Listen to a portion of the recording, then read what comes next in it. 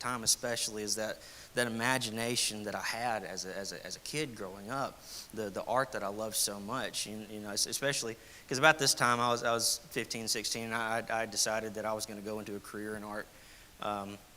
I'd already had the college I was going to go to planned out and all that stuff. And because of what I was dealing with at the time, I was robbed of that. Satan took that away from me. I didn't have that imagination anymore. My passion for art died. I still have, like, even to this day, I still have the technical ability. I can draw and paint, but I don't have the spark of joy that I once had doing this thing that I loved. It was taken away from me. And because of that, I didn't have my escape anymore. I spent all that time being angry at God and telling him that I'm going to do things my own way and I'm going to figure it out myself. And, well, God gave me exactly that. He said, you're not going to have your escape anymore. You wanted to figure this out on your own. You're going to figure it out on your own then. And so, like I said, by that point, I was about 16 years old. And I was still struggling with it. And I had already started learning how to play guitar a little bit. And I can say it's funny to me now that I started learning how to play guitar because everybody told me, oh, if you get good at guitar, you'll get chicks, right? And so I absolutely did that. I got really great at playing Wonderwall. And so I've been learning a little bit. I wasn't the best at it. But I knew a little bit, and so I find myself at this like a youth event party at a church that my mom had forced me to go to, and she was there with me because she had started picking up at that point and wanted me to be around kids my age and actually engaging with other people, and hopefully maybe even find a friend instead of isolating myself all the time. So we're at this party, and I want to say it was in October. It's like a Halloween party or something like that. I can't remember. But somehow, some way, the topic of music comes up between the youth pastor and my mom.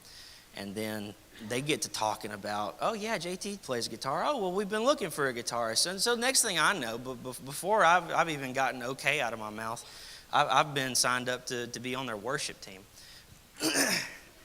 And now keep in mind, too, at this time, I'm still faking it, man. I'm faking it hard. I am not living for God. I don't want anything to do with God. I'm just here because I don't want anybody to suspect anything. I still want to keep all this under wraps. I don't want anybody to know what's happening. And so I have no clue how I got there. 1 minute, I'm inside thinking I'm my own little God, and I'm going to figure this out even though I'm struggling and I have no idea what I'm doing and I'm failing at everything.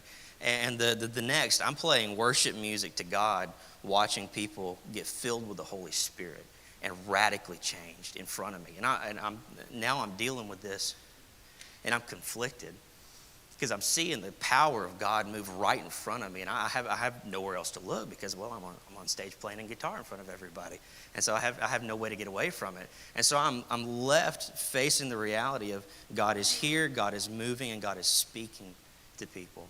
Just like he's been speaking to you. And I'm talking to myself. And so I'm dealing with this confliction now. And things finally started to click for me. I can't remember exactly what all was said in this sermon, but it was a sermon about forgiveness. And at that point in my life, that hatred and that anger had become my identity. I wore that like a badge of honor. For whatever reason, I was proud to be a hateful, spiteful person because that meant that I could get back at anybody who wanted to get me, and I was going to get them first. And so God opened my eyes to that, and something broke that night. And God showed me his love and his mercy, and it finally got into my head. You're carrying this around and you don't have to. You're doing this voluntarily. You can give that up. You don't have to deal with this anymore. And I saw that, and I dealt with that, and I responded to it, by running away.